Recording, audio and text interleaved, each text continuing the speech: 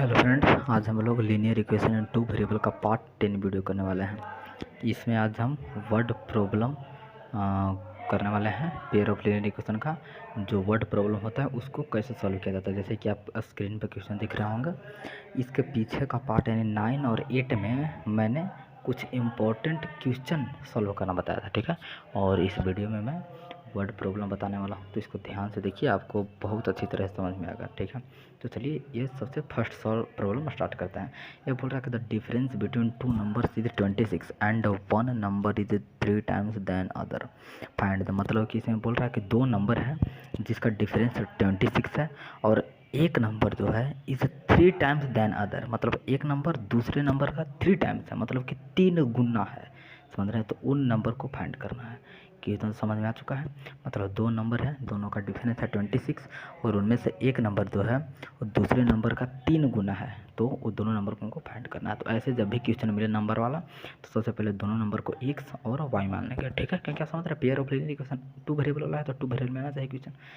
तो यहाँ पे लेट कर लेते हैं कि one number let one number be x and other number be y, ठीक है। मतलब दो नंबर मैंने मान लिया एक्स और वाई, ठीक है। अब इसको बस क्वेश्चन को समझना है और आपको खुद से ही क्वेश्चन बनाना है। तो बोल रहा है डिफरेंस बिटवीन टू नंबर है 26, मतलब दोनों का डिफरेंस होना चाहिए 26। मतलब अगर दोनों को डिफरेंस होता है ना, मतलब कि सब्ट्रैक्ट करने पाना चाहिए 26। तो यहाँ से इक्वेशन हमको दिख रहा है, अब लिखेंगे यहाँ पे अकॉर्डिंग टू क्वेश्चन, ठीक है। एक लिख देंगे। अब ये दोनों का डिफरेंस दिया है 26, मतलब कि एक्स और वाई दोनों को अगर हम माइनस करते हैं तो आना चाहिए 26। डिफरेंस मतलब यही ना होता है, दोनों को माइनस करने पाना चाहिए 26। तो ये आपको फर्स्ट इक्वेशन बन चुका है, ठीक है। इक्वेशन बनता दिख रहा है। अगर एक और इक्वेशन मिल जाए तो हम एक से आराम से फाइंड कर सकते हैं। तो एक और इक्वेशन मिलेगा, देखिए यहाँ से मिलेगा। क्या बोल रहा था एक और कि one number is 3 times than other. मतलब एक नंबर जो है वो दूसरा नंबर का 3 टाइम्स है। एक नंबर जो है वो दूसरा नंबर का 3 टाइम्स है। तो एक नंबर जो एक्स है ये दूसरा नंबर का 3 टाइम्स है, तो एक्स बराबर यहाँ से 3y हो जाएगा, समझ रहे हैं ना। मतलब जिसका 3 टाइम्स होता है उसी में 3 से गुना होगा। ये आप मतलब ट्रिक की तरह याद रख सकते हैं। किसका 3 टाइम्स है, y का 3 टाइम्स है। मतलब अदर नंबर को y माने हम, तो y का 3 टाइम्स है तो y में ही 3 से गुना होगा, तब जाके x के बराबर आएगा। x इतना बड़ा है, मतलब इससे 3 टाइम्स है। मतलब इसमें अगर 3 से मल्टीप्लाई होगा तब जाके x को बराबर करेगा, ठीक है। तो x बराबर यहाँ से 3y आ गया। अब यहाँ से ऐसे भी आप लिख सकते हैं कि x माइनस 3y बराबर 0। 3y को इधर लाएंगे तो समझ रहे हैं। तो यहाँ से आपका सेकंड इक्वेशन बन चुका है। अब फर्स्ट और सेकंड आपको दो इक्वेशन मिल गया। दोनों इक्वेशन को सॉल्व करना तो आप जानते हैं, बहुत सारा मैंने मेथड बताया सॉल्व करने का। सब्स्टिट्यूशन, एलिमिनेशन, क्रॉस मल्टीप्लिकेशन, आप कोई भी मेथड लगा करके दोनों इक्वेशन को सॉल्व कर सकते हैं, ठीक है। तो मैं क्वेश्चन को सॉल्व नहीं करने वाला हूँ। खैर आप बोलते हैं तो कर देते हैं, बोलिए कर दें। तो चलिए इसको क्वेश्चन को सॉल्व कर ही देते हैं। तो ये दोनों को क्या करना है, देखिए हम सब्स्टिट्यूशन मेथड लगाते हैं ताकि आसानी हो। तो सेकंड से निकालते हैं, तो सेकंड से x बराबर 3y हो जाएगा, तो 3y को इसमें पुट कर देंगे, समझ रहे हैं ना। सब्स्टिट्यूशन से कर देते हैं। तो ये देखिए इसे सॉल्व तो कर लेंगे, लेकिन फिर भी मैं कर देता हूँ। अगर इसको सॉल्व करना चाहते हैं एक्स वाई के लिए तो फ्रॉम सेकंड से निकाल लेते हैं। तो यहाँ से आ जाएगा एक्स बराबर 3y, क्योंकि हमको अच्छा लग रहा है सेकंड से निकालना। तो फिर 3y, तो 3y को इसमें पुट कर देंगे। सेकंड से निकाला है तो फर्स्ट में पुट करेंगे, लिखेंगे putting the value of x in first. तो फर्स्ट में पुट करने पर देखिए क्या होता है, एक्स माइनस वाई है, तो एक्स के जगह पर 3y हो गया, माइनस वाई बराबर 26। यहाँ से 2y आ जाएगा, उधर है 26। यहाँ से y का मान आपका आ गया 26/2 अर्थात 13। मतलब y का वैल्यू आपका कितना आने वाला है, 13। और उसी तरह फिर y का 13 आ गया, तो इसमें रख दिए, यहाँ थर्ड मान लेते हैं, ऐसे ही करते हैं ना। तो y का यहाँ 13 रख देंगे तो x का 39 आ जाएगा, ठीक है। ये सब आप कर लेंगे, मैं समझता हूँ। अगर आपको अच्छी तरह नहीं आता है तो मेरे सारे लेक्चर देखिए, फिर आपको बहुत अच्छी तरह समझ में आएगा, ठीक है। तो नंबर वाला समझ गए कि कैसे करना है। वर्ड प्रॉब्लम में आज हम बता रहे हैं, आज हम क्वेश्चन ये सब लीनियर इक्वेशन को सॉल्व कराना नहीं बता रहे हैं, सॉल्व करना तो बता चुके हैं। तो आज केवल वर्ड प्रॉब्लम बताने वाले हैं और सॉल्व करना आप खुद सीखेगा, ठीक है। तो अब देखिए, अब दूसरा क्वेश्चन देते हैं। तो दूसरा क्वेश्चन आपको दिख रहा होगा स्क्रीन पे, इसको सॉल्व करने खुद से प्रयास कीजिए। देखिए इसमें भी वही बोल रहा है, the larger of two supplementary angles exceeds the smaller by 18 degree then find them. दो नंबर हैं जो कि सप्लीमेंट्री हैं, ठीक है। और जो बड़ा वाला नंबर है वो छोटा वाला नंबर से 18 डिग्री बड़ा है। ठीक है, बोल रहा है ना कि एक्सीड कर जाता है स्मॉलर से 18 डिग्री, मतलब स्मॉलर से जो बड़ा वाला एंगल है वो 18 डिग्री बड़ा है। ठीक है, तो दोनों नंबर को हमको फाइंड करना है, यही में कुछ भी नहीं करना है। पहले दोनों नंबर को x y मान लेते हैं। तो पहले लिख लेते हैं कि लेट द टू नंबर्स या फिर the numbers be x and y, ऐसे लिख लेते हैं। ठीक है, या तो आप ऐसे लिख लेते हैं कि स्मॉलर नंबर एक्स या फिर smaller number y, greater number x या फिर ग्रेटर नंबर वाई, कुछ भी लिख सकते हैं स्मॉलर ग्रेटर, क्योंकि इसमें ये तो नहीं पूछा है कि एक्स स्मॉलर है कि वाई स्मॉलर, इसको केवल दो नंबर चाहिए बस। ठीक है, तो चलिए हम दो नंबर को एक्स और वाई लेते हैं, मान लेते हैं कि एक्स बड़ा है वाई छोटा है। ठीक है, इस तरह से आप कुछ भी मान सकते हैं, आंसर आपका सेम ही है। अब क्या करना है कि देखिए, सबसे पहला बात कि हमको तो पता है कि दोनों सप्लीमेंट्री हैं। सबसे पहला बात तो दोनों पता है कि सप्लीमेंट्री है, तो दोनों का सम 180 डिग्री का होना चाहिए।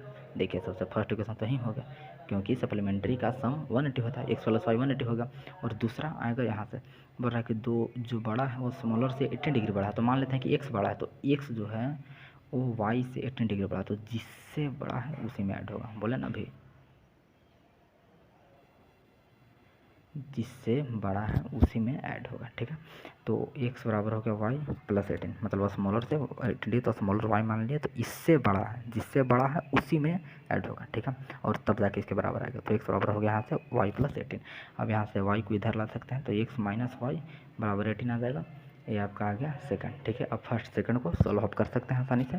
x प्लस वाई 180 है, x माइनस वाई 18 है, तो दोनों को सॉल्व करने के लिए कोई भी मेथड लगा सकते हैं, कोई दिक्कत थोड़ा है ना। देखिए, एलिमिनेशन से क्या कहते हैं कि दोनों काट के वाई वाई खत्म हो जाएगा, यहाँ से 2x आ जाएगा। देखिए, हम डायरेक्ट कर देते हैं, वाई वाई खत्म हो जाएगा तो 2x आ जाएगा, इधर से ऐड कर रहे हैं ना, तो इधर से ऐड करके आ जाएगा 198 डिग्री। यहाँ से x का मान आपका आ जाएगा 49 आता है ना, नहीं 99 आएगा। ठीक है, 99 डिग्री आएगा x का मान, x का मान 99 आएगा, तो y का मान आराम से आप निकाल सकते हैं कोई भी पुट करके। तो इसमें अगर 99 पुट करते हैं x का मान, तो y का मान आ जाएगा 99 को उधर भेजते हैं तो 180 माइनस 99, मतलब कि आपको आ जाएगा 1 और 8, मतलब 81 डिग्री। समझ रहे हैं बात को? तो इस तरह से आप खुद निकाल सकते हैं, ऐसा तो आपको आता है ना सॉल्व करने। हम केवल वर्ड प्रॉब्लम को बता रहे हैं कि उसको कैसे करते हैं। ठीक है, अगर आपको ये सब इक्वेशन सॉल्व नहीं करना था तो मेरे सारे लेक्चर देखिए, आपको सभी बात अच्छी तरह समझेंगे। ठीक है, तो चलिए 2 क्वेश्चन हम कर दिए हैं, अब तीसरा क्वेश्चन देखिए। तो आपको थर्ड क्वेश्चन दिख रहा है क्वेश्चन पर, जिसको सॉल्व करने का प्रयास कीजिए।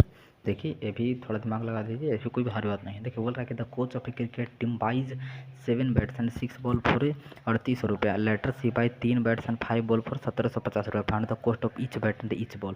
बोल रहा है कि 7 बैट और 6 बॉल खरीदे तो उसको कुल मिलाकर 38 रुपया देना पड़ा, और 3 बैट और 5 बॉल खरीदा तो कुल मिलाकर 1750 रुपया देना पड़ा। तो ये तो प्रत्येक बॉल और बैट का मूल्य क्या है वही हमको निकालना है। ठीक है, मतलब एक बैट का कॉस्ट निकालना है और एक बॉल का कॉस्ट निकालना है। तो हम पहले लेट कर लेते हैं कि एक बैट का कॉस्ट है x रुपया और एक बॉल का कॉस्ट है y रुपया। तो इस तरह से पहले लेट करते हैं। पहले ऐसे लिख लीजिए कि लेट द कोस्ट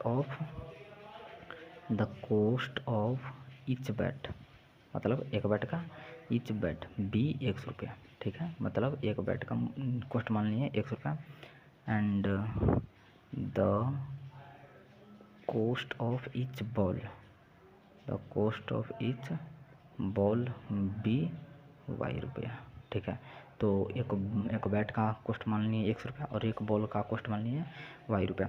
अब हमको इक्वेशन बनाना है, तो अब ध्यान से देखिए, अब यहाँ लिखेंगे अकॉर्डिंग टू क्वेश्चन। ठीक है, अब देखिएगा, बोल रहा है कि एक क्रिकेट टीम 7 बैट खरीदी, तो एक बैट का मैंने कॉस्ट माना x रुपया, तो 7 बैट का हो जाएगा 7x रुपया होगा ना। एक बैट का x रुपया, 2 बैट का 2x रुपया, 3 बैट का 3x रुपया, तो 7 बैट खरीदी तो 7x रुपया हो गया, और प्लस में 6 बॉल भी खरीदी है, तो 6 बॉल भी खरीदी, तो एक बॉल का मूल्य तो y रुपया माने हैं, तो 6 बॉल खरीदे यानी कि 600 रुपया हो जाएगा, और दोनों मिलाकर कुल पैसा कितना देना पड़ा 3800 रुपया।